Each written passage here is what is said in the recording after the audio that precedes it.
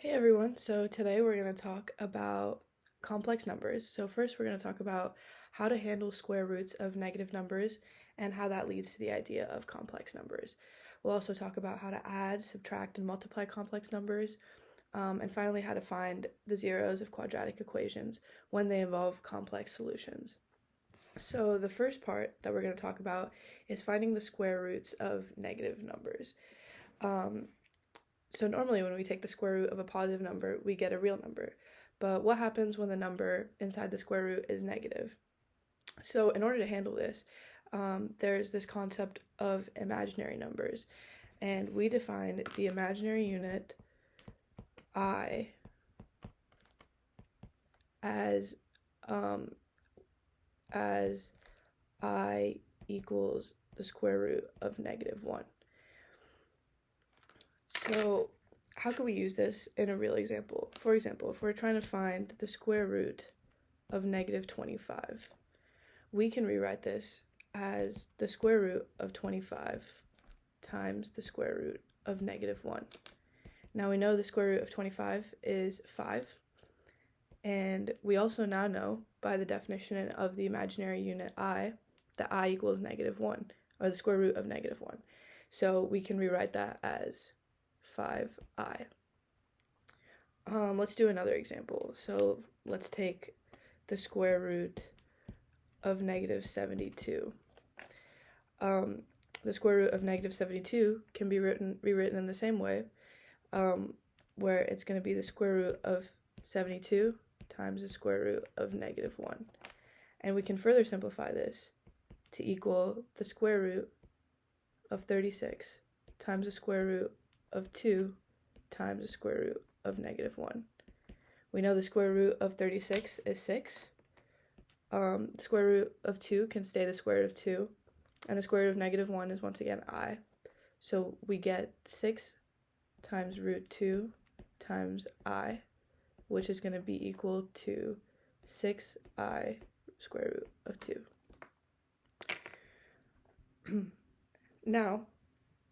Now that we know what an imaginary number is and what the imaginary unit I is, we can move on to complex numbers. So a complex number is written in the form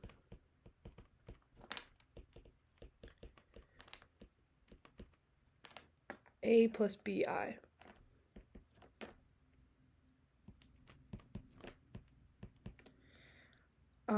And in this equation, a here is the real part, and bi is the imaginary part.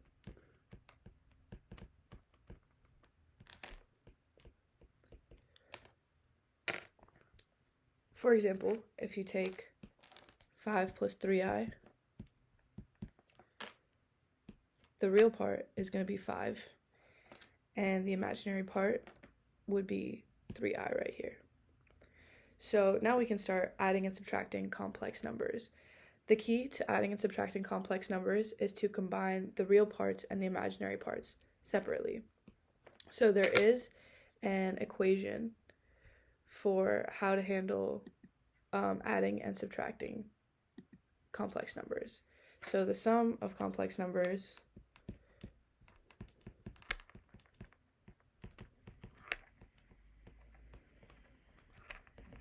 is going to be a plus bi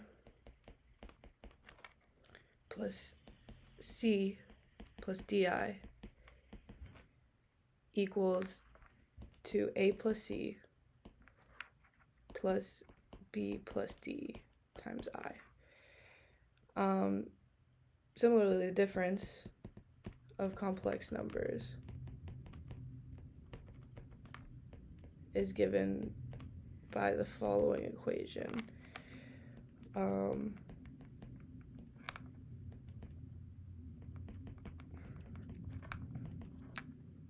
again, you handle the real part and the imaginary part separately. So you would do this left-hand side of the equation right here would be equal to a minus c plus b minus d times I. So let's look at an example of this. If we have, for example, 8 minus I plus 5 plus 4I, we're going to handle the real part and the imaginary part separately. So we can rewrite this as 8 plus 5 plus negative 1 plus 4I. And this is because we can see that 8 and 5 right here are the real parts of the equation, and the imaginary parts are this negative 1I and this 4I here, which is where these come in. And if you simplify this, you just get 13 plus 3I. We can do another example. This one's going to be the difference of complex numbers. So we're going to take 7 minus 6I minus 3 minus 6I. And again, you're going to do the same thing where you're going to handle these real parts first. So you're going to take 7 minus 3 plus, and you're going to handle these imaginary parts right here. And you have to make sure to distribute the negative sign here. So this would become negative 6 plus 6I, which equals to 4 plus 0I, which is just equal to 4. Okay, now that we've done adding and subtracting complex numbers, we can now start to multiply complex numbers. So when you multiply complex numbers, you want to use the distributive property or the FOIL method. So it's pretty similar to multiplying regular quadratic equations. So I'll write the distributive method.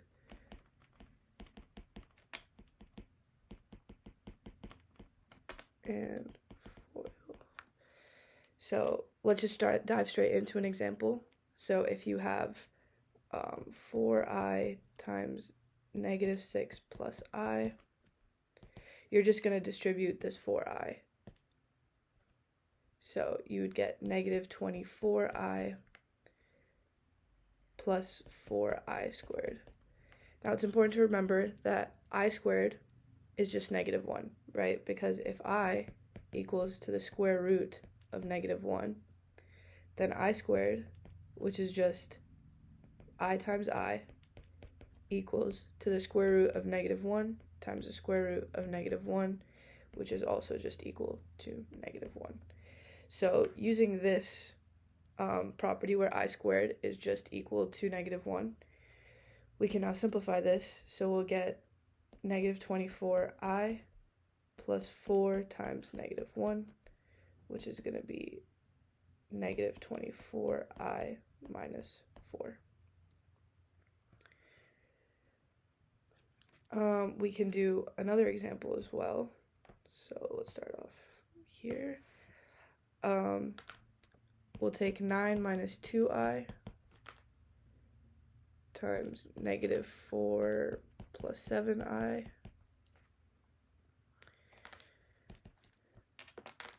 So it's going to be basically the same thing here. So I'm going to do the FOIL method. So the first thing that I'm going to do is multiply 9 times negative 4, which is negative 36. And then I'm going to multiply 9 by 7I here, which is 63I. And then I go into the next term here at negative 2I, and I'm going to multiply negative 2I by negative 4, which is going to be 8I. And then finally, I'm going to do negative 2I times 7I, which is going to be minus 14I squared. And now you can simplify this, right? So you can say that this is equal to 63i plus 8i. You can add like terms, so you can make that into 71i.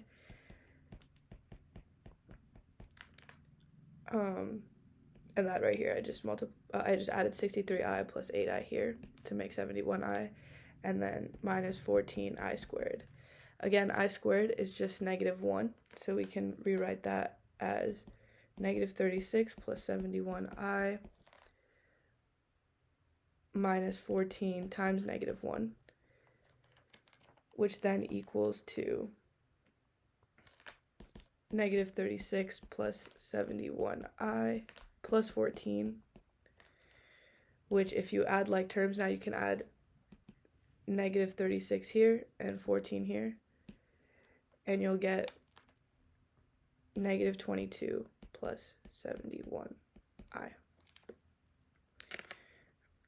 So I think the most important thing to remember when multiplying complex numbers is to use the FOIL method, and also to remember that I squared equals -1, so that you can simplify it. Okay, now we're going to talk about solving quadratic equations with complex solutions. So you might have seen a regular quadratic equation. For example, you would see x squared minus 4 equals 0, and then you would add 4 on both sides to get the x squared equals 4, and then you could square root both sides and see that x is equal to plus or minus 2. Now what if you have x squared plus 4 equals 0? Then we would follow the same process, right? You would subtract 4 from each side, and you would get x squared equals -4. And then you would once again take the square root of both sides, and you would get x equals plus or minus the square root of -4, which we also know can be rewritten as 4 times the square root of -1, right? Which is plus or minus 2i. So it's pretty similar. It's just that the solutions are complex instead of real. So let's look at a slightly more complicated example. So if we have 2x squared minus 11 equals -47. The first thing that we're going to do is add 11 on both sides.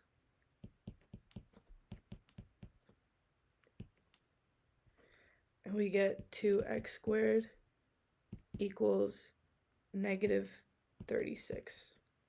Now we can divide by 2 on each side, right? We're isolating for x. So this would become x squared equals -18. And then we'd square root both sides once again.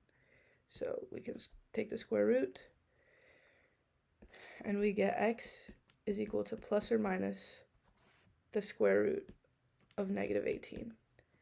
Now this can be rewritten as, here, I'll bring it down here, so we can rewrite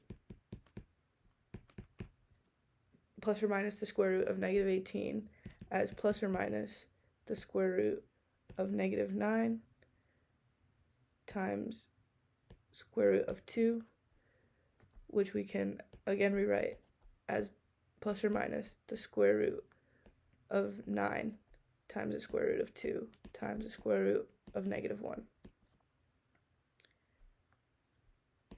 We know that the square root of 9 is 3. And we also know that the square root of -1 is I. And we can leave root 2 as is. So then we can say that x is equal to 3i square root 2, or -3i square root of 2. It's just important to remember that you have to take the positive and the negative when you square root something, because it can be either solution. So we can do one more example here. Let's see. let's do another example here. We'll take 4x squared plus 20 equals 0. Same process. You would subtract 20 from both sides because you're trying to isolate x. So you get 4x squared equals negative 20. You can divide by 4 on each side in order to get x squared equals negative 5, right? And then you can square root on both sides. And you would get x equals plus or minus square root of negative 5.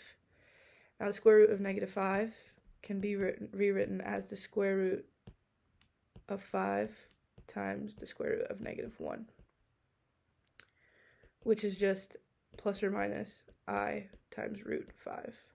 So the zeros, the solutions of these equations, of this equation, is going to be x equals to positive I root 5 and x equals negative I root 5. We can do one last one here. So we can take 3x squared minus 7 equals negative 31. So we can add 7 on both sides.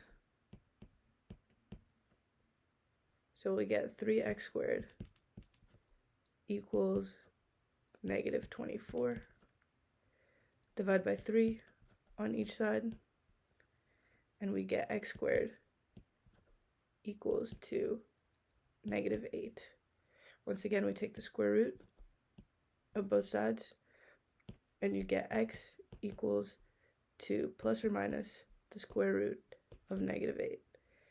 And the square root of negative 8 can be rewritten as the square root of negative 4, negative 4 times the square root of 2, which again can be rewritten as the square root of negative 1 times the square root of 4 times the square root of 2. And this would be equal to plus or minus the square root of negative 1 is I. The square root of 4 is 2. And we can leave the root 2 as is. So the two solutions, the complex solutions of this equation right here is 2i square root 2, where x equals negative 2i square root 2.